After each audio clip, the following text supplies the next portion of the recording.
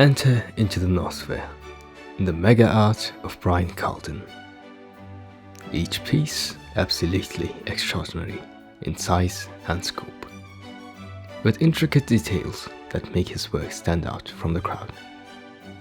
Brian has an eye for detail and attention to detail that makes him unique amongst his fellow artists. Sturdy, colorful, and textured, Brian's work features intriguing patterns of shapes and figures that takes the viewer out of their comfort zone and makes them dare to think beyond themselves into the world of art and afterlife. Brian, welcome. And tell us a little bit about these paintings right behind you. I lived in Kentucky in the 1980s, and I had started my landscape commission work, but I was also at night in the studio tinkering around with symbols and images, and began a series I called the Red Square Theory. Yes, tell me about that. That series became important to me after boiling down symbols and colors and trying to decide if I could do geometric abstract work. And it's also can be coined hard edge illusionism.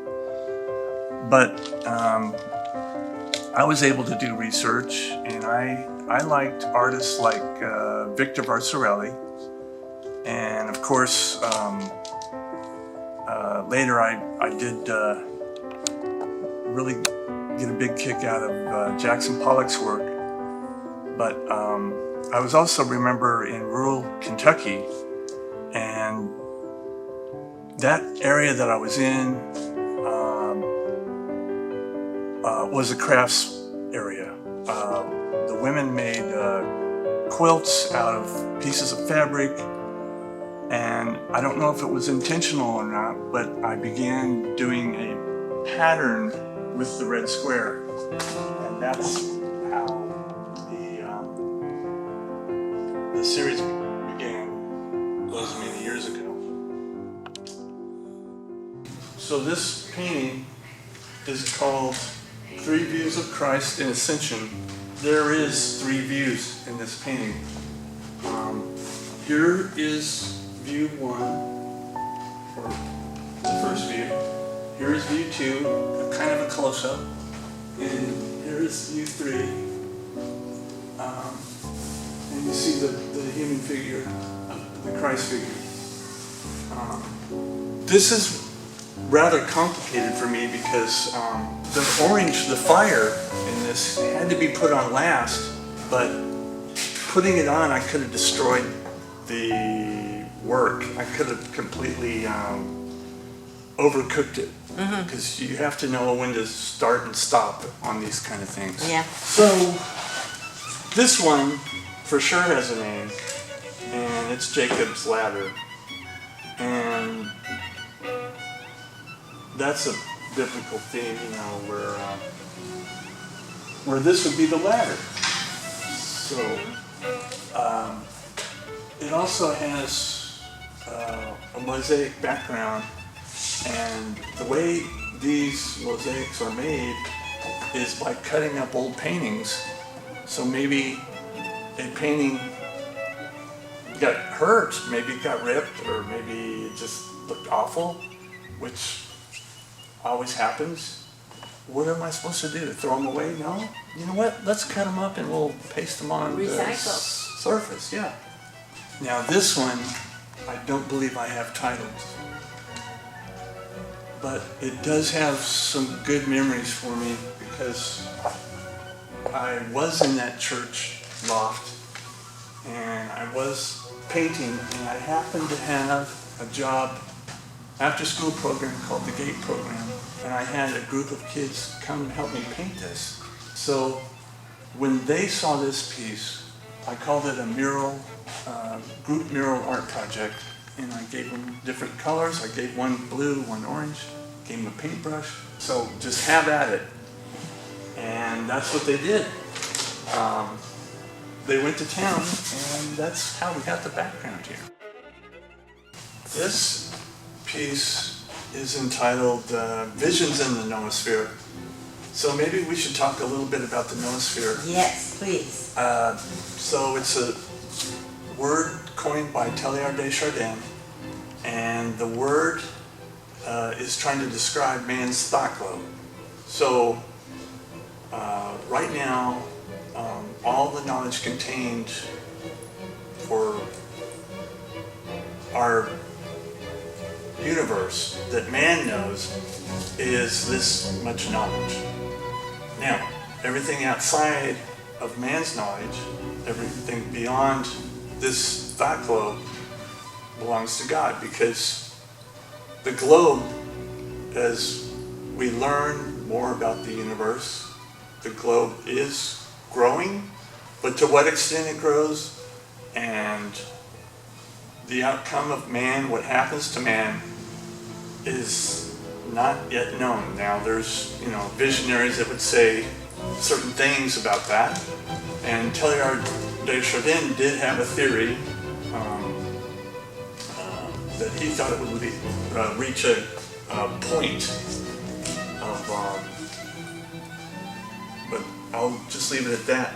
So my paintings are just playing around in the noosphere. It's like this one here. Fantastic. I'm going to take a picture from farther away so I can see that one. You've got so many big, huge paintings here. This is your complete life's work of the news from the noosphere, right? Right.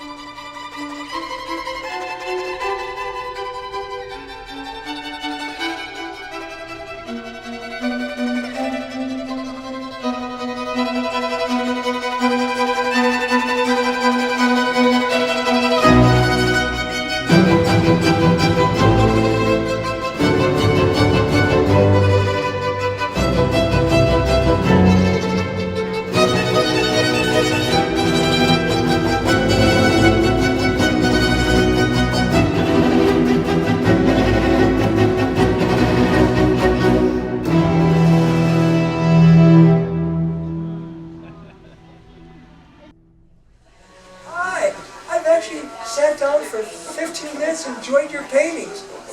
All those hundreds of millions of years of labor you put into it. I actually finally got a chance to see them. This one is entitled Man of Sorrow. And this work looks like the red square is become a drain where there's just a big pool of blood there. And that's the Christ figure, the head, feet, the arms, and he is red. He's got a red cast on him.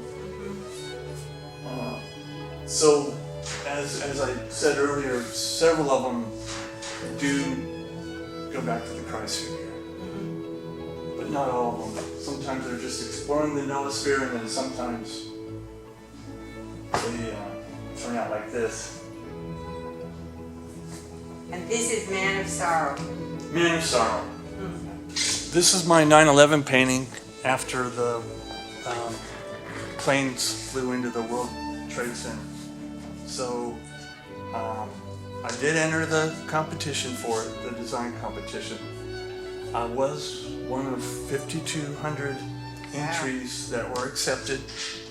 So I used a lot of different techniques to get this one together, and it's divergent elements like the mosaics from old cut-up canvases and the background, and I love this purple through here. Me too. But then it still has the main element of the red square. And there's actually another technique that shows up in this one. If you see, this is where you put netting down, and then you use a spray can to on the netting, and it bleeds through and leaves a pattern. This is a triptych. So it has 3 panels, and this first panel evolves patterns. Although everything is still pretty static, something's happening. So that's the way you read this. You read the first panel, and then something's happening in the second panel that maybe there's something going on that we need to think about. And then in the third panel, that's when the red squares appear to be ripped off of the canvas. And that's why they're moving like they are. This work would be very suitable for a reading room or a library or anything like that.